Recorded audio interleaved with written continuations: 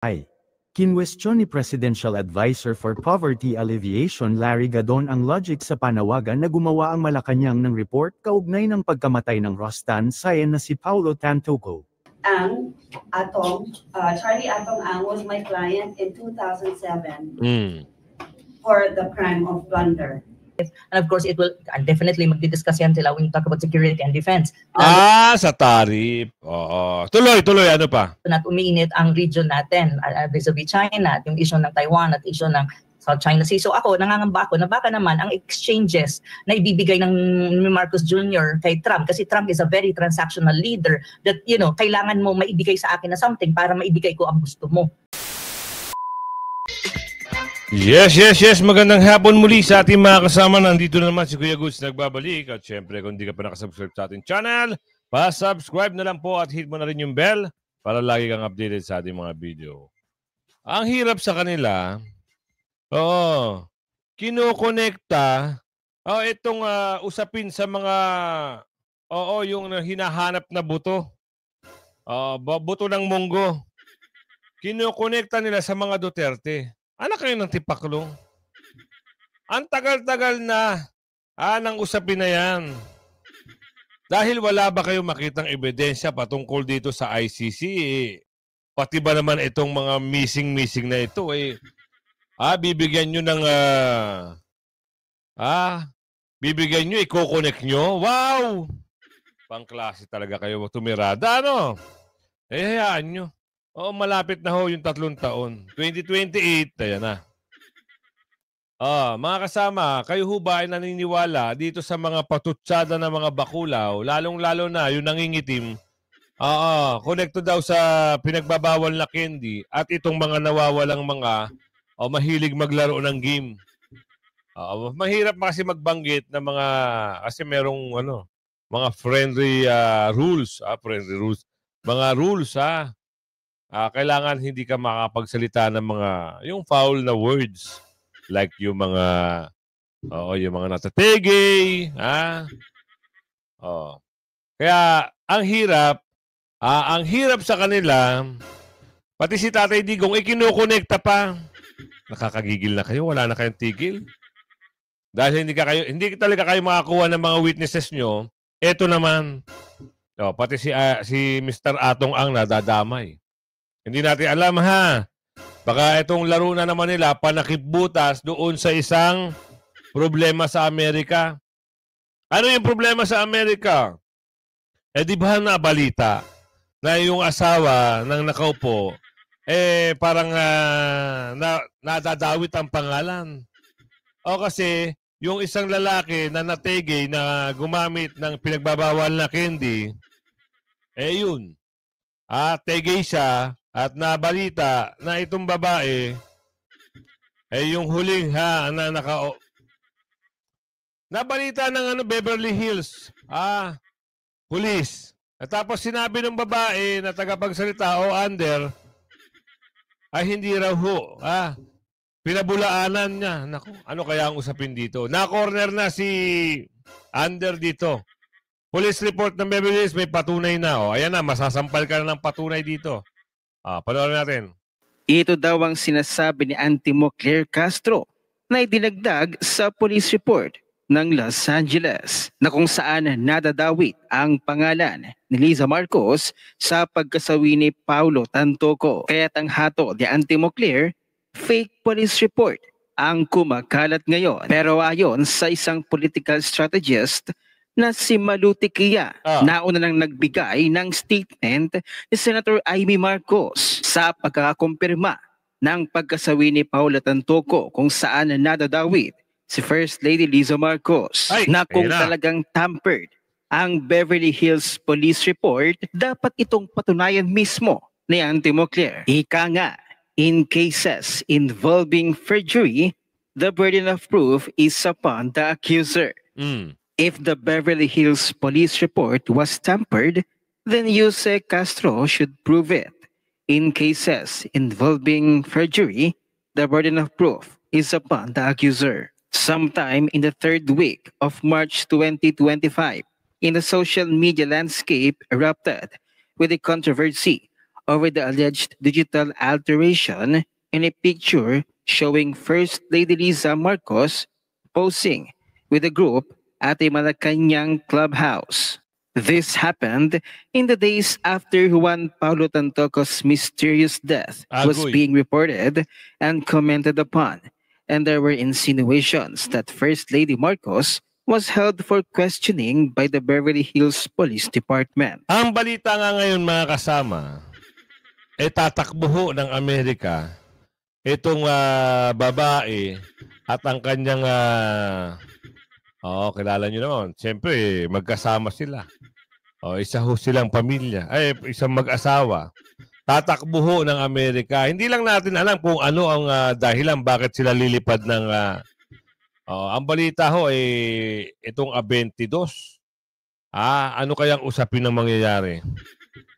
Ay sana mabalitaan natin agad At sana bigyan na ng linaw. Baka mamaya ang mangyayari palit ulo. Anong palit ulo, Kuya Goods? Kasi si Tatay Digong nasa The Hague. So may problema ito. Yung nababanggit na pangalan, yung babae. May problema. Siguro, ang sabi ni Aling Ledesma, aayusin. Para mawala yung problema at mag-uutos na palayain si Tatay Digong. Naku, ano kaya yun? Kaya bilib na balib ako kay Aling Ledesma kung makapag-isip. Advance ba? Kumbaga sa mga techie, techie. Techie, The palace insisted that there was no truth to that allegation, but this particular photo uploaded on the First Lady's Facebook page sparked debates because it showed indications of being digitally manipulated and made to appear that she was at the meeting on March 21, 2025. Kayo ba, naniniwala ba kayo na ito talaga yung babae na nababanggit ang pangalan? Ang pangalan, kwak. Nakipag-meeting daw, di umano. Sabi ni Aling Lorraine yan. Kayo ho, nandyan lang yung type nyo lang sa comment section. Nandyan lang, napakasimple. Ano sa palagay nyo? Totoo bang umatin ang meeting ito? O talagang, merong naganap na hindi maganda? Nagkainan muna, Kainan. Tapos, ayun na. Kailangan tinago ng tinago. Lumabas sa artikulo ng Beverly Hills Police. Nasa website pa. Anong gagawin natin dyan? Hindi pa ba paniniwalaan? Kapanipaniwala na ho. At ito, may sumalo. Merong nagpaliwanag at merong mga depensa, hindi raw totoo. Peke daw, peke. Diyos mio, Marimar. Pag peke, Pag peke laging pinag-uusapan, ang sabi ng taong bayan, peke talaga ang tagapag-under, Peke.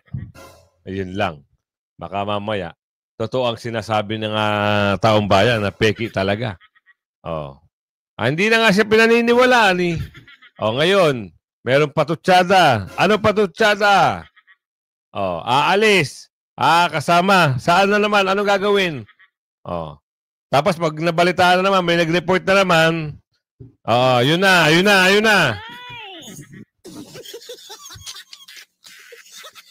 Ang hirap pagtanggol ang mga mali.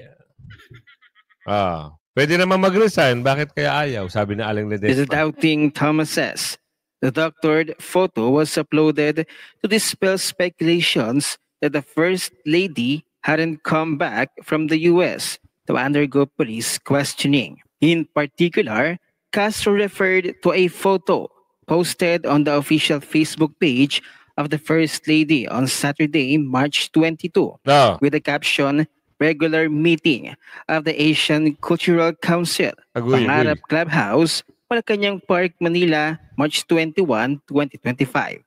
What did PCO Yusek Claire Castro do? Prove it. She told the netizens who asserted that the image of Mrs. Marcos was digitally superimposed into that picture to show that she had indeed returned from her U.S. trip on schedule. Actually, walang naninira dito sa babaeng nababanggit. lumabas yung issue na yan, natural pag-usapan. Oo. Sabi nga, kagaya ng sinasabi natin, na sinasabi ni Aling Lorraine, madalas niyang sinasabi, kung gusto nyo hindi kayo mabatikos at kung gusto nyo paniwalaan kayo ng taong bayan, sumalang kayo sa hair follicle. Tama nga naman. Hanggat hindi kayo sumasalang dyan, hindi magbabago ang tingin ng ating kababayan. Yun ang sabi niya. Kaya kayo mga kasama, agree ba kayo dito kay Aling Lorraine? Na itong nababanggit na pangalan at yung leader, mag-undergo ng health follicle? Ayun, ang nakararami, oo. Hindi ko lang alam doon sa mga bulag-bulagan na pinapatriot nila yung mga, litlutang ang isipan. Mahilig mag-imbento ng mga kwento, kahit booking na, sige pa rin sila. Eto, yung sagot ni Manang Amy, bibigyan niya ng reaction. Pasok.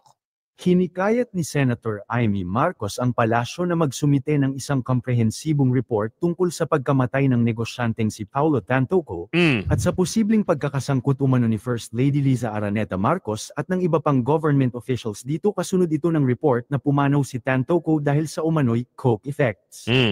May mga kumakalat na ulat na bahagi umano si Tantoco ng entourage ni First Lady noong magpunta siya sa Los Angeles. Dahil dito, posibleng may kaalaman umano ang First Lady sa insidente. Humihingi rin ng clarification si Senator Marcos sa kinaroroonan ng First Lady noong mangyari ang insidente, at official records tulad ng medical examiner's report para pabulaanan ang mga ulat. Dahil dito mukhang nag-react naman ang tagapagtanggol ni Liza Marcos na si Larry Gadon. Nako. Ayon kasi... Eto na naman siya! Nakakalorkay! Meron naman siyang eksena. Di ba na-disbar na si Manong? Yun naman. May tagapagtanggol na si Anta Clara. Sa ulat ay, kinwestiyon ni Presidential Advisor for Poverty Alleviation Larry Gadon ang logic sa panawagan na gumawa ang Malacanang ng report kaugnay ng pagkamatay ng Rostan Sayen na si Paulo Tantoco. Sa isang video clip na ipinadala sa isang Viber group, sinabi ni Gadon na hindi maaaring isisi kay First Lady Liza Araneta Marcos ang mga nangyayari sa mga tao sa kanyang paligid. Hindi security guard o yaya si First Lady Liza Araneta Marcos so walang kailangang i-submit na report ang Malacanang o kahit na anong paliwanag na dapat gawin tungkol doon sa nangyari, sa insidente ng pagkamatay ni Mr. Paulo Tantoco, sabi ni Gadon. Dahil hindi naman natin sagot lahat ng pangyayari sa paligid natin. Besides si Mr. Tantoco naman ay 44 years old na, alam na niya ang kanyang ginagawa at hindi naman nandun si First Lady para bantayan ang lahat ng kilos, dagdag pa nito. Ipinunto ni Gadon na namatay. Wala naman kasustas-sustansya yung komento nito. Pero magkukomento ka na lang wala naman daw magagawa dahil matandaan na, 44 years old. Hindi naman kailangan bantayan. Dapat na nahimik ka na lang. Para walang re-rest back sa'yo pagdating ng oras.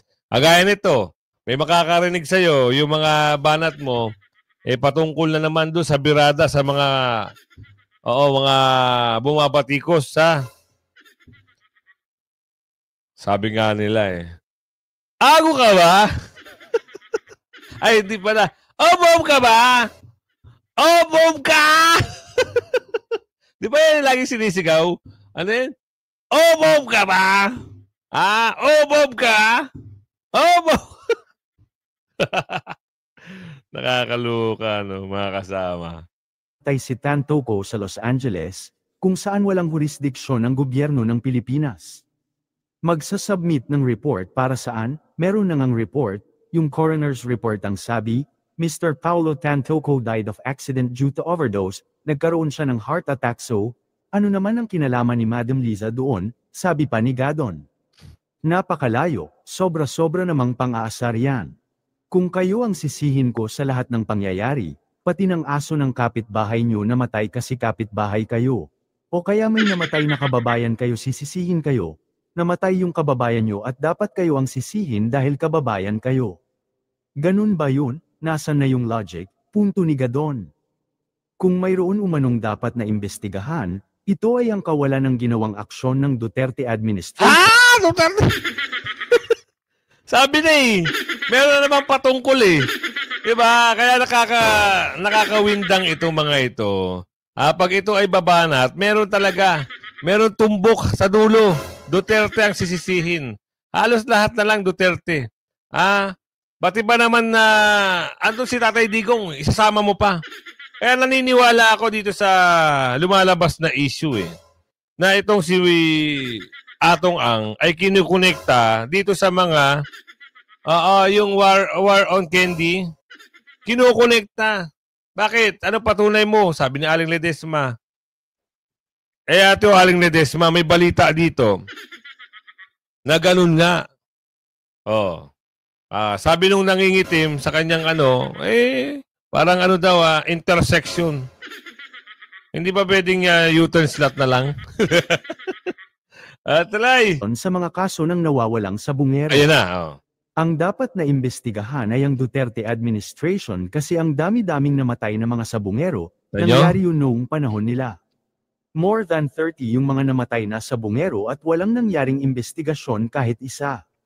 Dapat ganun ang klase na dapat na imbestigahan, hindi yung mga kung ano-anong mga tungkol kay First Lady Liza na totally walang logic. Kita nyo na. Sabi ko sa inyo, patungkol pa ito. Ang banat nila kay Tatay Digong. Hindi na inisip, ang usapin dito, doon sa babae. Ngayon, gumagawa sila paraan para makonekta at matakpan ang problema. Ay hindi mawawala yung usapin na yan hanggat hindi kayo sumasailalim sa pagpapabunot ng buhok. Itetest yung buhok nyo. Para malaman kung kayo ay nasa ilalim ng isang malaking super saiyan o makapangyarihang nilalang. Isa sila sa mga gumagamit ng superpower. Diba? Sabi ng iba, yan daw ay nakakapag-superpower. Hindi ko lang alam. Wag na natin, kayo mga nanonood, wag nyong tetestingin yan, masisira ang life nyo. At saka yung mga magulang, bantayan nyo yung anak nyo. Kasi, kita nyo na nga dito, lalo na yung mga nabibiktima ng pinagbabawal na candy, hindi na kayo makakaabante pag kayo ay nalulung dyan. Kaya, bantayan nyo. Bantayan nyo yung mga anak, apo, pamangkin, ganun lang. Ano yung kinukonekta, Kuya Goods? Ito, papakita ko sa inyo. Kinukonekta nila. Di ba kasasabi lang kanina, at ito pa, buti na lang magaling yung abogado na si Atty. Castelo. Tinanong siya, bakit daw ganito?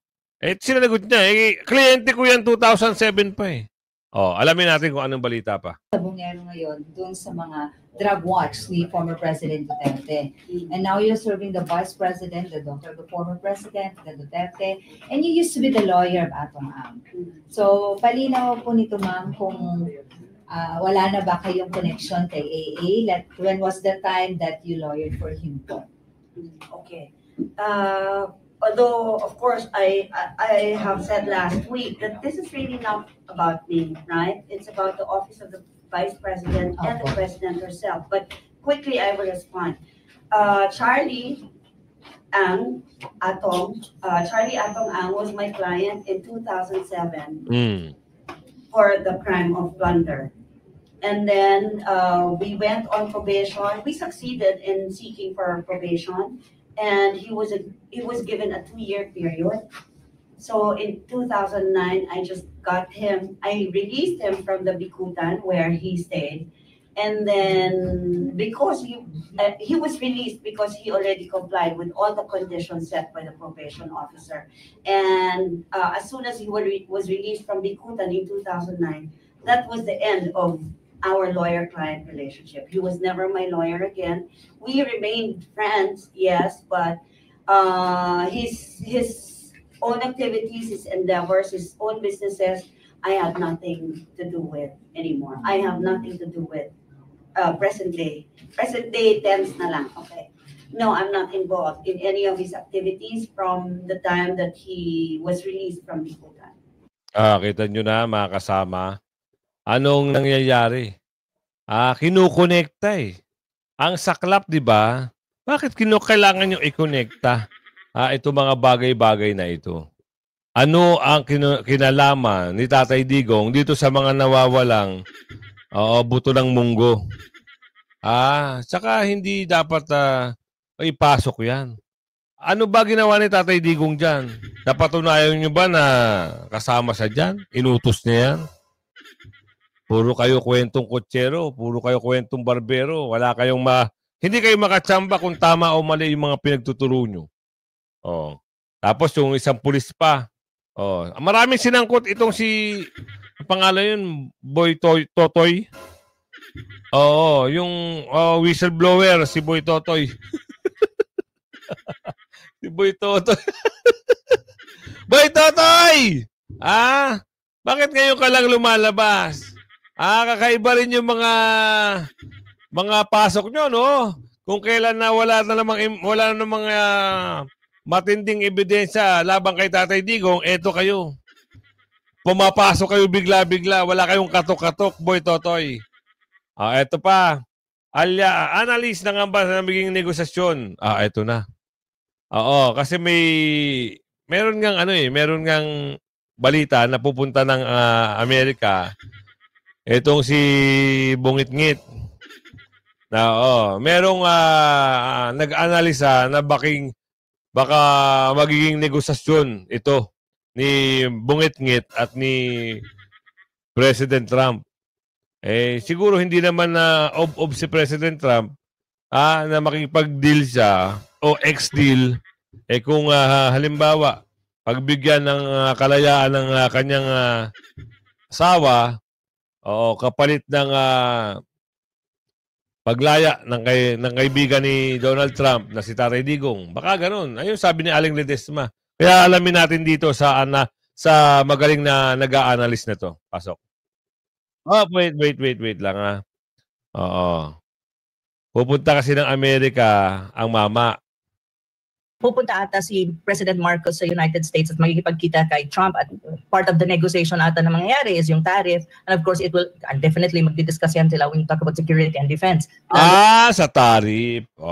Tuloy, ano pa? At umiinit ang region natin vis-a-vis China, yung issue ng Taiwan at issue ng South China Sea. So nangangamba ako na baka naman ang exchanges na ibibigay ng Marcos Jr. kay Trump, kasi Trump is a very transactional leader that, kailangan mo maibigay sa akin na something para maibigay ko ang gusto mo. Yun exchange deals ang pinag-uusapan dito. So baka naman lalo pang makompromise ang strategic autonomy independence ng ating bansa, lalo na ang soberenya ng Pilipinas, kung ang magiging exchanges as mas marami pang prepositioning ang military assets sa Pilipinas, increase in number of EDCA sites, or in any case, more rotation of troops, at saka maging pawn pa, at maging mas evident na pawn nga tayo ng United States in the Indo-Pacific region when you talk about its containment strategy against China. Magkakaroon di umano ng bilateral meeting sa panig po ng Pangulo ng Estados Unidos at itong si Marcos Jr. Tingin mo may hilot pa ito or baka si Trump ang manghihilot at marami na namang hihingin ang Amerika para sa ating bansa para ikonsidera yung pagbabawas ng taripa?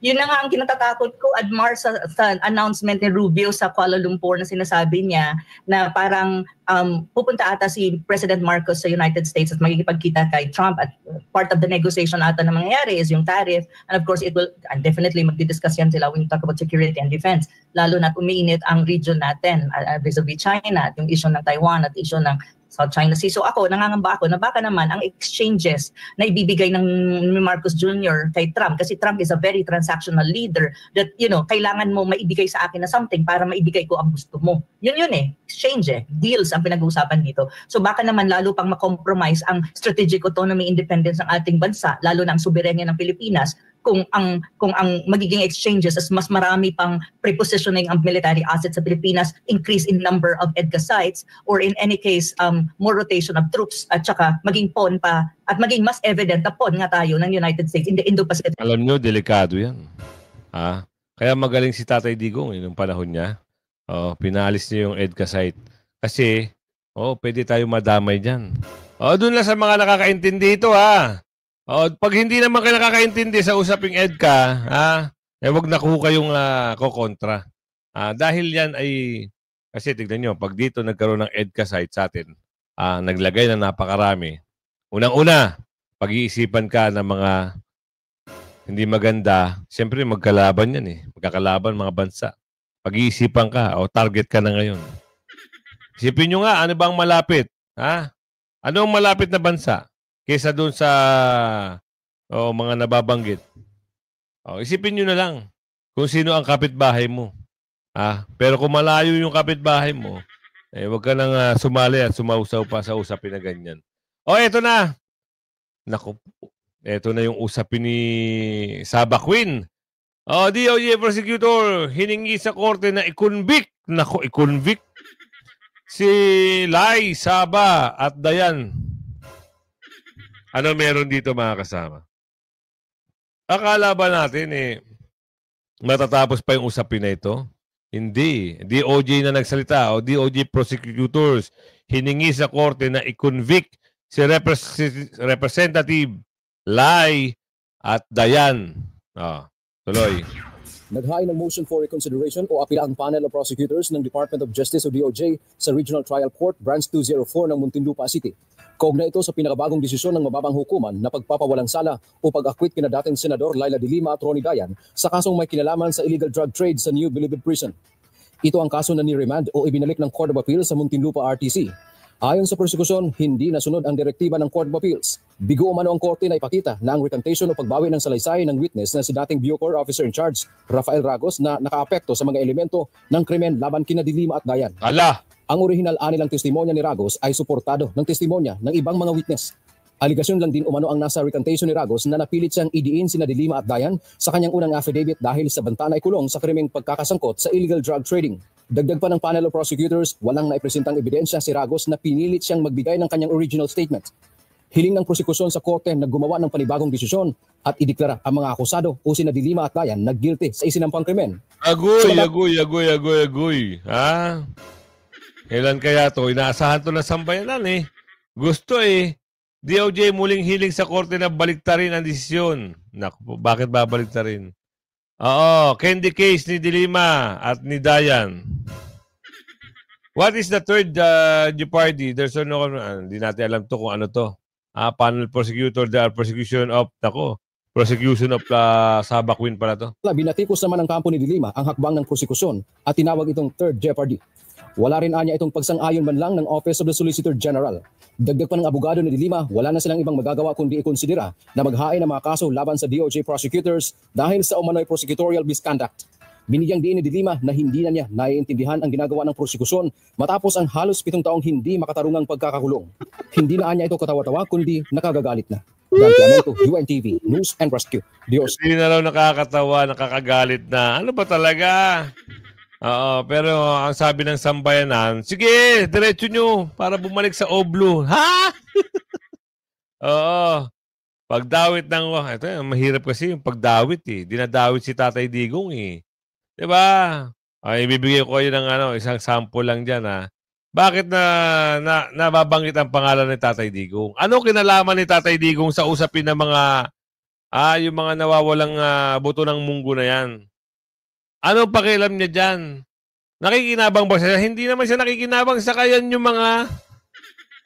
mahilig yan sa mga play. Alam niyo naman, yung pagkakitaan, yung play, yung mga salpukan. Yung words kasi bawal anong pakialam ni Tatay Digong dyan? Nagtrabaho lang na maayos si Tatay Digong, tapos ngayon, ikukonekta nyo yung problema. Dahil wala nga daw kayong makitang ebidensya at witnesses patungkol doon sa ibibigay nyo sa ICC kasi una, binanggit nyo 30,000 napunta sa 15 hanggang ngayon sa 4 na lang. Problema yung 4 ata parang hindi na makita. Kukuha na naman sila ng isang script at sasabihin yun daw ay konektado dito kay Tatay Digong. Kwento nyo sa unggoy para magkaintindihan kayo. Pero kung kukwento yan sa taong bayan, malabo pa sa patis. Malabo pa sa tubig kanal. Ay, laglagan na. Impeachment nilaglag ng Senado. Kawawa ang Kamara. Ganun nga ho ang mangyayari. Dahil tumatakbo ang panahon, July 16 na, ang sabi, hanggang July 28, ay walang trial na mangyayari. Since tapos na yung 19 Congress, sino ngayon maghahain at magre-refile? Merong 1-year ban. So, at ang question doon, question ng mga senador dito sa Kamara, bakit hindi nyo inuna yung impeachment 1 o article impeachment? Hindi nyo inuna yung 1 and 2 and 3. Ang bilis yung mag-jump sa 4. Kasi, akala nyo, yung mga nagsipirma, mga durobot bakulaw, magagamit nyo para ma-impeach agad si BP Sara at mapatanggal si BP Sara. Nagkakamali kayo, sabi ni Aling Lorraine.